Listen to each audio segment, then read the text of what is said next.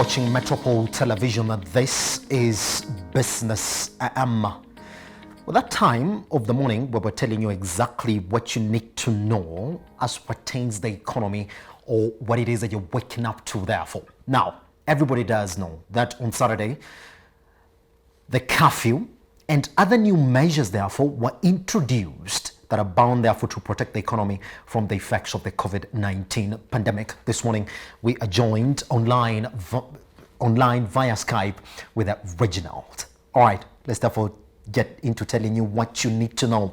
Kenyans will have to contend with an extension to the nationwide 7 p.m. to 5 a.m. curfew by another 21 days, which will now stay in place until June 6, 2020.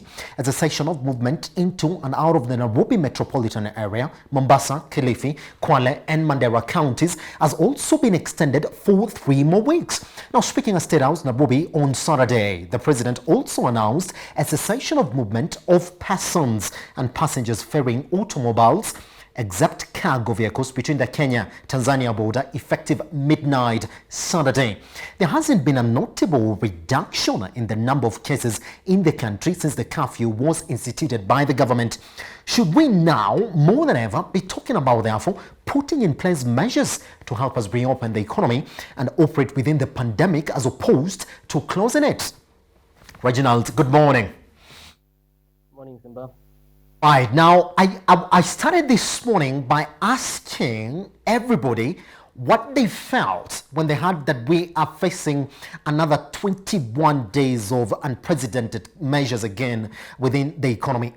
What did you feel when you heard the president say, well, it's going to be another 21 days? Well, it depends on what you have been doing the previous 21 days. I actually found myself a bit more productive than I am in the office. So for me, an extension of 21 days is more time to perfect some of the things that I've been learning in those 21 days and continue trying to be productive also during that period. I think it also gives us time for it to sink in, to know that we are getting into a period where this is going to continue. It's going to be a norm going forward. Maybe not as strict as it is now, but definitely some of the things that are there, hand washing, social distancing, wearing masks, working from home, and all will most probably also just continue even after things are relaxed. So it's time to just try and improve, perfect, and try and make sure that you adapt to the new norm going forward. Well, it's interesting you say that we should adapt to the new norm going forward, though. But what is the feeling when we are introducing another 21 days, Reginald, on a weekend where we have record numbers as well? Is there not time for us to question maybe whatever you're doing right now in terms of trying to protect the economy from the effects of the COVID-19 pandemic is not working? I mean, Mombasa is again leading with 35 cases, and we do know that's why we even have a cessation within a cessation. Is it about time that we should start questioning, therefore, these measures the government is putting in place? Definitely at this point in time, it's a time we need to start, thinking of if we're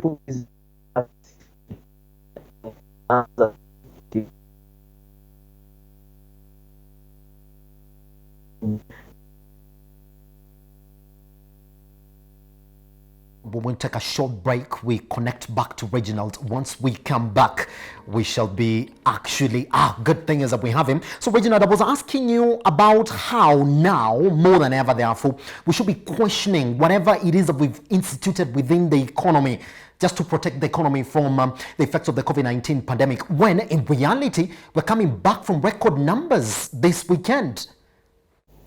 Yes, definitely it's time. The problem that we currently have is that you have measures that you have put in place for 60 days, which are supposed to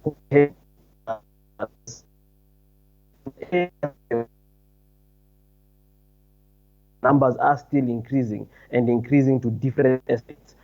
Cessation in these 2 areas was supposed to stop the spread to the, but our borders with the different counties is very porous, because every other briefing there is a new county that has a new person.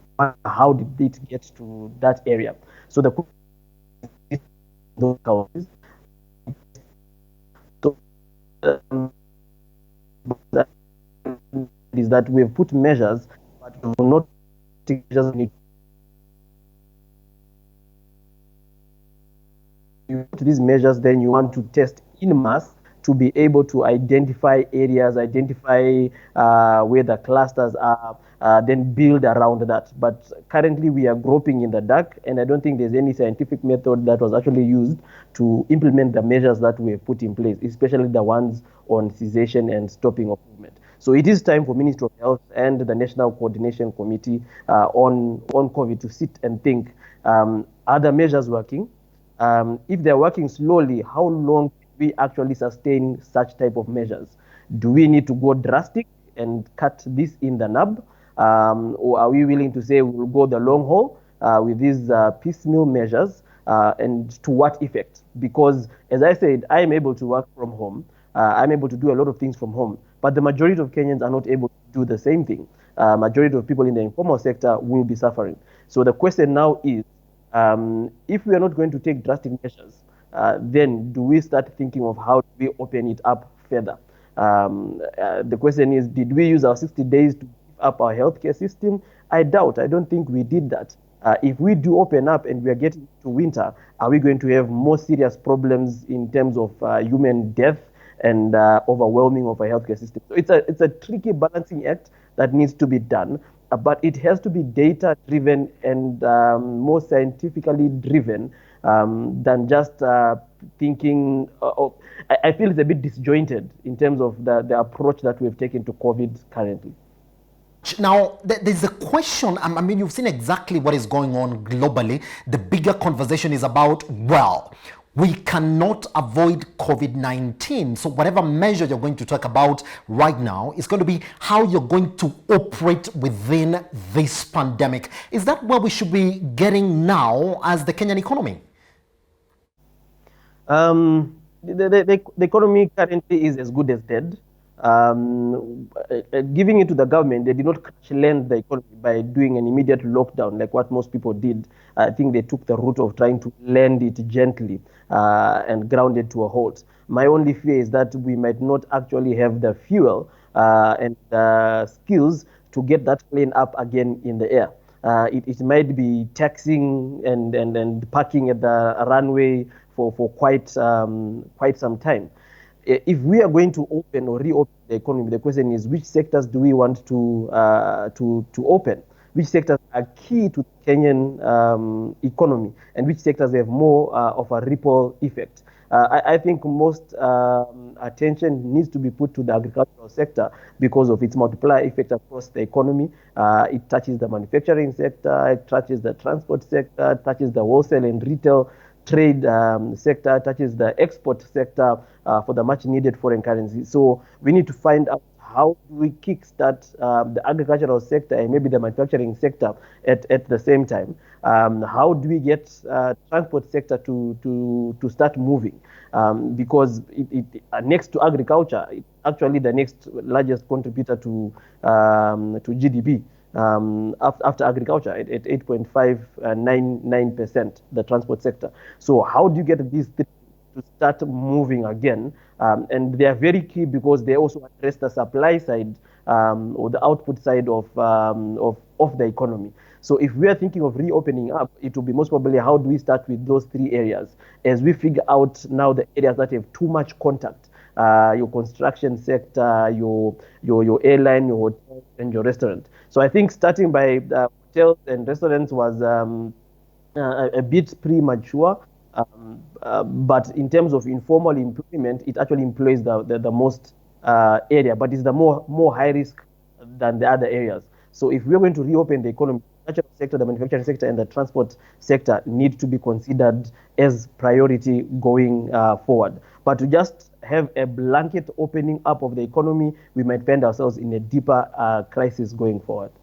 Much therefore, let's move on to another area this morning. Now, as the coronavirus pandemic continues to hit hard in the economy, it has now emerged from the CBK that the tourism sector absorbed half of the loans disbursed by the banking sector last month as businesses in the sector looked for avenues to stay afloat. In a report tabled at a Senate Ad Committee last week, it has now emerged that most Kenyans are scrambling for loans to keep their businesses going as the pandemic bites harder. 17.9 billion shillings released from the bank's cash reserves in April, which accounts to the half of the 35 billion freed due to the reduced cash reserve ratio by the CBK. Tourism sector businesses in the country borrowed 8.02 billion in April, agriculture 2.94 billion, and the real estate accounting for 2.1 billion shillings. Now, this report comes amid new developments from the Kenya Airports Authority that has denied that it plans to sort of fight, therefore, sort of resume flights at the airport. Good. That's what we have now, which therefore also continues to paint the picture that we do expect the tourism sector to continue being hit because we've not opened our borders, therefore, by the flights, Reginald. For you now, from where you sit this morning, it is just it's just a month down the line, half of the 35B that was released by the CBK is already been absorbed. Does it paint a gloom picture of what is happening in the economy right now as a result of the COVID-19 pandemic? Definitely, as I mentioned earlier, the economy is as good as it is halted. It's as good as dead. The tourism sector, in terms of contribution to GDP, is actually very marginal. It's like 1%. It's actually negligible. But to understand the importance of that sector is to look at where its roots spread. The tourism sector itself spreads its roots to the transport and sector, spreads its roots to the agricultural sector, spreads its roots to the wholesale and retail trade sector. Because they are part of the supply chain of the tourism sector. So tourism sector taking loans that much is really not for them. Because what's the point of taking an 8.9 billion loan and you are closed? The question is, what are you doing with the money? So the most logical sense is that loans were taken so that they could pay suppliers along the value chain. If they had anything that they needed to pay to the wholesale and retail, to the agricultural sector and all, or even repay some of their expensive loans if they had not borrowed them from the commercial banking side, which will now make sense because then it will support these other businesses down the line. But the tourism sector taking a loan right now, even if I am a manager of a hotel, is the last thing that I will want to do, unless I'm actually just borrowing to pay my suppliers and keep my suppliers afloat. But nonetheless, again, it shows that a kind of disjointed way of dealing even with the economic crisis that has come out of COVID.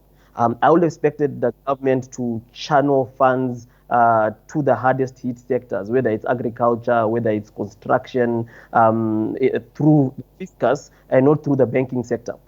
Because what they have done is release money to the banks or reduce the reserve ratio to the banks and tell the banks to lend to these sectors. What the government has done is removed the risk of default from themselves and left it with the banks. So they've created another crisis in the future and not currently. If they're going to do stimulus, if they're going to make sure businesses stay afloat and support these sectors, they should actually be able to find ways of doing it more directly or through, if it's agricultural sector, you have AFC.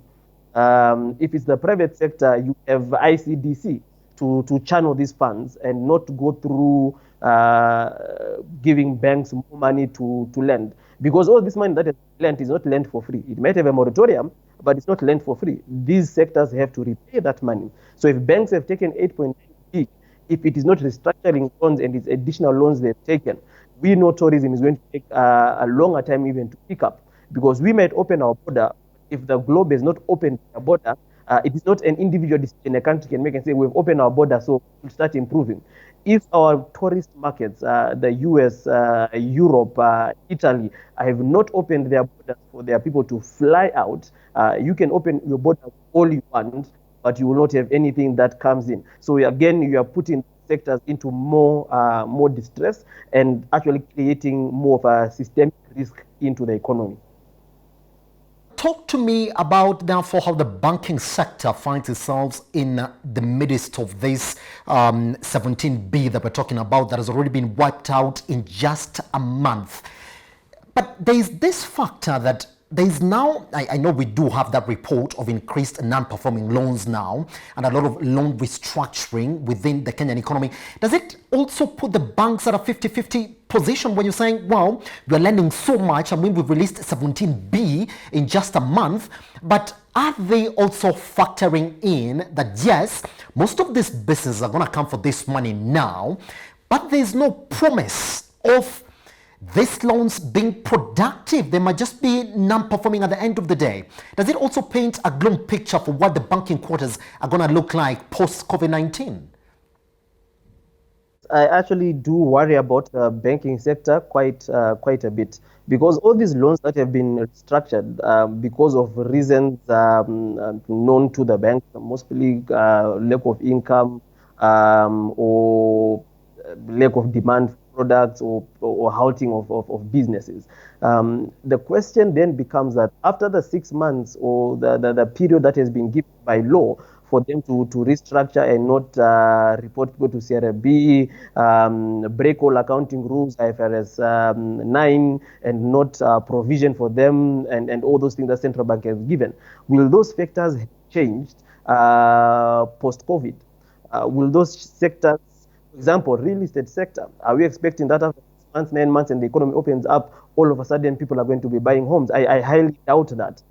Tourism sector is going to recover for the next 1 year or even 2 years. So my worry with the banking sector is that, yes, we might have restructured loans right now so that you don't put them as bad loans and hit your book. But the question is, central bank needs to do a serious stress test on our banks. Do they have enough shareholder capital to handle 30% loss on their book, 10% loss on their book, 40% loss on their book?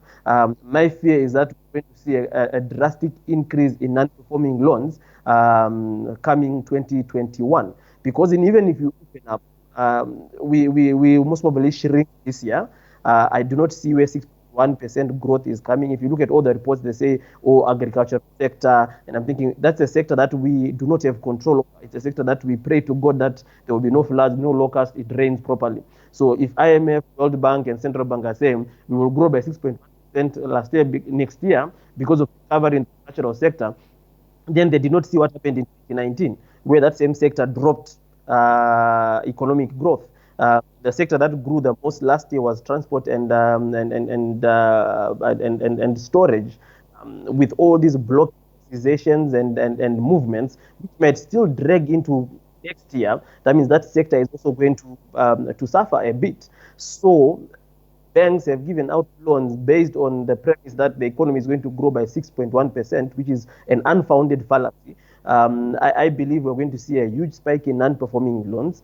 Smaller banks might suffer out of this unless central bank gives an implicit guarantee that every loan that is taken out because of COVID or whatever, they will guarantee it to a certain percentage so that the banks don't suffer those losses. So a stress test on banks right now will be good to know how much of loss on their books can their shareholder funds actually capture, which I doubt that it is actually many banks that will be able to survive that. So there is more central bank that needs to do in terms of looking at the system. Also need to look at the systemic risk.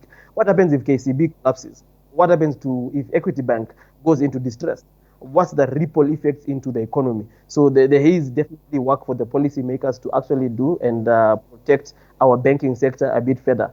And with the negative outcome given on the government debt, which has had ripple effects into the banking sector, borrowing outside of Kenya might also become difficult for them and a bit more expensive for them.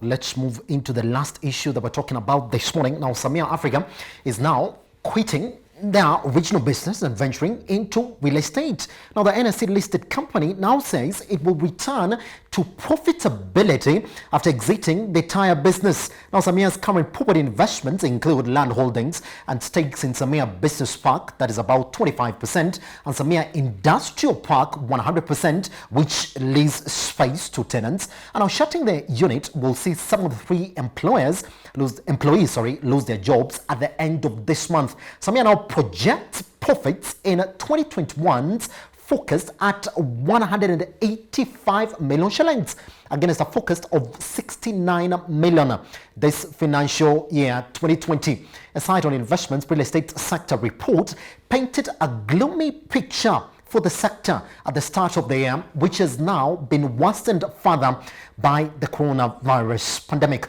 Now, what I'm wondering, Reginald, is what would therefore make Samia Africa such bullish in its profit projections in a sector which everybody's saying, no, don't go there. It's really underperforming. What makes Samia Africa this optimistic about their profits in 2021, even after 2020 is being looked as just a recovery year as opposed to a performance year?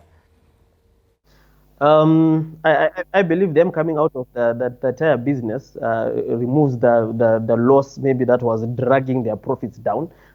So they can be bullish there. So they will not have that element in their books. They are not going into construction of property. They are going into management property that they've had for quite a long time. So most probably it's a projection of the rental income that they are going to receive in 2021, ceteris paribus, assuming that none of the people that are renting out their property shut down and move away. So if you are coming from a negative 5-10%, and all of a sudden now you have profit, yes, you can say we are going to have profit this year. In terms of the quantum of the profit, 185 million, meaning that also their operational costs might either be put on hold or they've laid off more staff, considering labor cost is normally the largest cost in any business. So I think they have a right to be bullish for that 1 year. Going forward is going to be a different ballgame altogether. And yes, as you said, the real estate sector is going to suffer a bit, especially after these organizations will start wondering whether they actually need a premise to work in, whether do they need so much floor space. You most probably see people cutting down the floor space. They need more people working from home. For example, Google and Facebook has told their employees to work from home until 2021 June. So it's something we expect that most organizations, if they have seen the trends going on, you find maybe demand for huge floor space will definitely start reducing.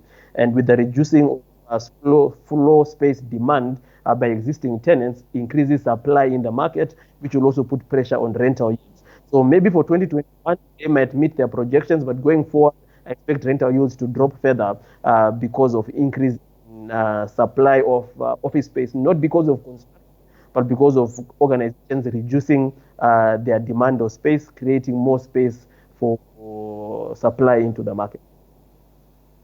Now, the point of contention this morning is exactly how they're able to project the exact regions of the profits that they're bound to get into. Do you think, therefore, that going into management only as opposed to actually going into the physical construction of these units is exactly what gives them a leeway in a sector that everybody's saying is really underperforming at this time and made worse by the COVID-19 pandemic? Yes, for me, that would be the reason why they will go that way. If they were going to go into construction and start building, then the ball game was going to be completely different. They will be going into a making area.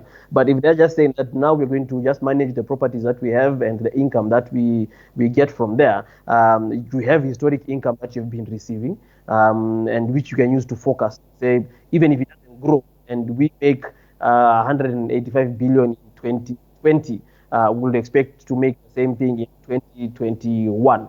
So that's what I'm saying. For a period of 1 year, yes, it might be okay because they might be able to keep their costs in check for that period. They might actually even be able to reduce their operational costs. But post 2021, I think any projection on retail income and office space needs to be relooked at.